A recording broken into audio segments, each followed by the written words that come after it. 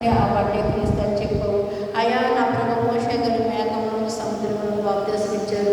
అయితే నాయన నా ప్రభుని ఆత్మ పరిపూర్ణుడై నా ప్రభు నాయన నమ్మటానికి సమస్తం సాధ్యమన్నావు.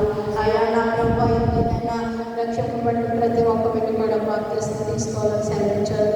అలాగే నా ప్రభు ఎందుకైనా ప్రతి